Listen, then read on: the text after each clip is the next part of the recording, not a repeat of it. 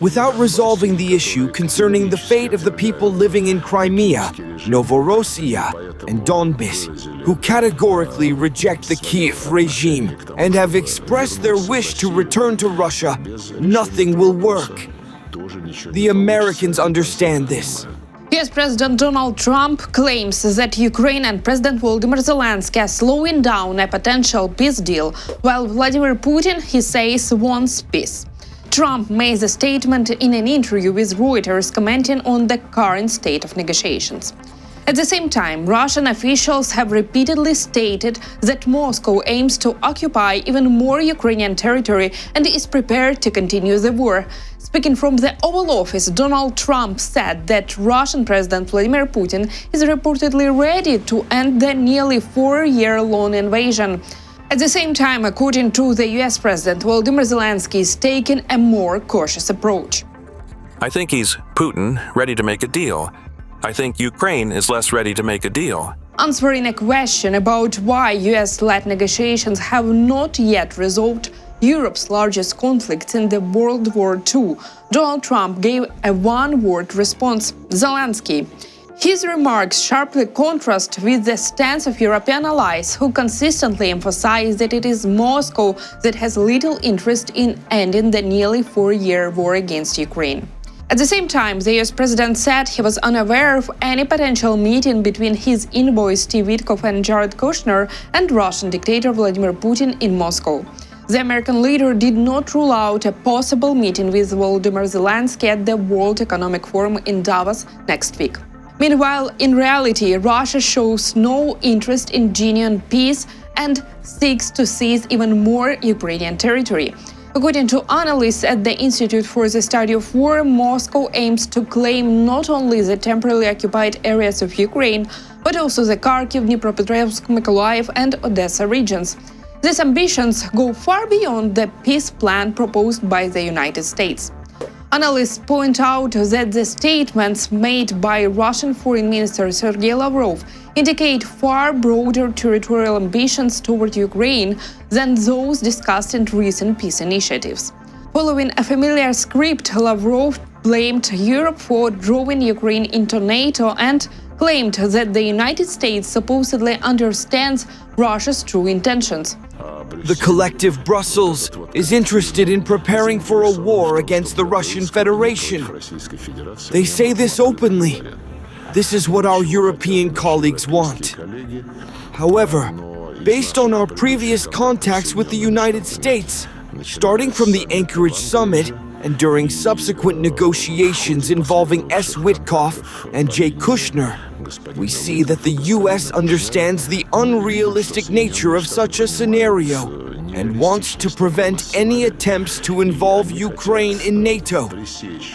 They fully understand that without resolving the issue concerning the fate of the people living in Crimea, Novorossiya, and Donbass, who categorically reject the Kiev regime and have expressed their wish to return to Russia, nothing will work. The Americans understand this. Analysts emphasize that Novorossiya is a fictional entity presented by the Russian authorities as supposedly an integral part of the Russian Federation. In the Kremlin's interpretation, this concept includes not only the annexed Crimea and 4 temporarily occupied regions, but also the Kharkiv, Dnipropetrovsk, Mykolaiv, and Odessa regions. At the same time, the Institute for the Study of War notes that the 28-point peace plan proposed by the United States assumed that Crimea, all of Luhansk and Donetsk, and the occupied parts of Zaporizhia and Kherson would remain under Russian occupation. Under this plan, Russia would have to give up control over other captured territories, including parts of Kharkiv, Mykolaiv, and Dnipropetrovsk regions. Although Russia claims it wants to occupy as much territory as possible, in reality its military advance in Ukraine slowed down at the end of December 2025 and the beginning of January this year.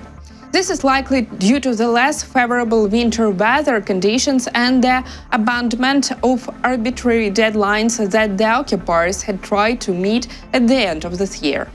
The United States, Denmark, and Greenland failed to agree on a common security stance in the Arctic. Washington continues to insist that Greenland should come under US control, Danish Foreign Minister Lars Løkke Rasmussen said following the talks. Rasmussen, together with Greenland's Foreign Minister Vivian Motzfeldt, held a personal meeting with US Vice President J.D. Vance and Secretary of State Marco Rubio. Recently, US President Donald Trump stated that Greenland should fall under American control, warning that otherwise Russia or China could seize the island. Trump added that Greenland has virtually no defense of its own, just 2 dog sleds. I'm not going to give up options, but it's very important. Greenland is very important for the national security, including of Denmark. And the problem is not a thing that Denmark can do about it if Russia or China wants to occupy Greenland. But there's everything we can do. You found that out last week with Venezuela. There's everything we can do about things such as that. Not going to happen. We're not, I can't rely on Denmark being able to fend themselves off. They were talking about they put an extra dog, and they were serious about this. They put an extra dog sled there last month. They added a second dog sled. That's not going to do the trick. Rasmussen emphasized that Denmark has already increased military spending, specifically on ships, drones, and fighter jets. He added that the country is ready to do even more. The Danish minister also responded to Trump's remarks about a potential Chinese occupation of Greenland. It is not a true narrative that we have, Chinese warships all around the place. According to our intelligence, we haven't had a Chinese warship in Greenland for a decade or so. The minister also said that talks between Denmark and the United States will continue. He did not predict whether these negotiations will yield the real results, but he hopes they will help ease tensions between the countries. Even though we wasn't so successful that we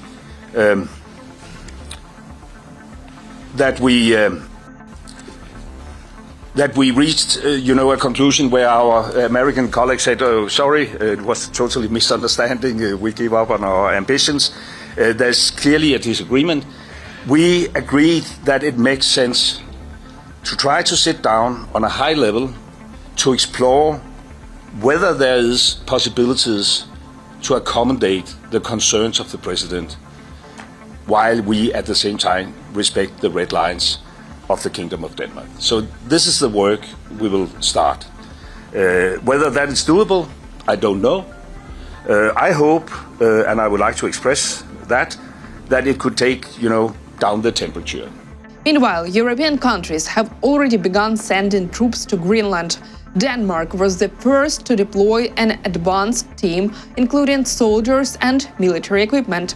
The initial phase involved a so-called forward team. Their mission is to prepare logistics and local conditions for the possible arrival of main forces later. This includes soldiers from the land units meant to strengthen Denmark's military presence in Greenland. Troops from other allied countries have also begun arriving for military exercises.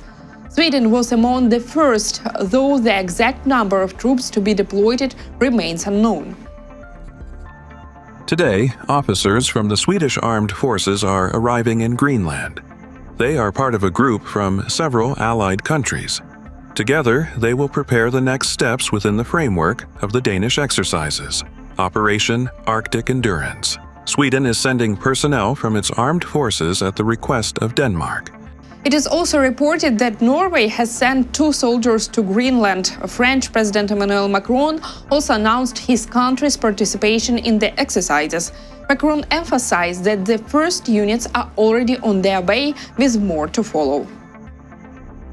At the request of Denmark, I have decided that France will participate in the joint exercises organized by Denmark and Greenland, Operation Arctic Endurance. The first French military units are already on their way. Others will follow. According to Bild, Germany will send an advanced group of troops to Greenland this week. Several sources say that a small Bundeswehr contingent will go first, with the mission possibly starting on Thursday, January 15th. Officers and logisticians are currently working to determine what contribution the German armed forces can make as part of the joint EU military mission. The European Union will lower the price cap on Russian oil to $44.1 per barrel starting on the 1st of February. The corresponding amendments to the EU regulation were published in the official journal of the European Union. Under EU restrictions from the 3rd of September 2025 to the 31st of January 2026, the price cap on Russian oil was $47.6 per barrel. Starting on the 1st of February, it will be lowered to $44.1 per barrel. From the 5th of December 2022 to the 2nd of September 2025, the cap was $60 per barrel. The Russian oil price cap is a measure introduced to reduce Russia's revenue from oil sales and to make it harder to finance its war against Ukraine. The main idea behind the cap is that Western companies, especially those providing maritime services, insurance and shipment financing, can only handle the oil if it is sold at or below the established price ceiling. That's all for today. Thank you for watching and don't forget to subscribe to our channel and leave your comments below.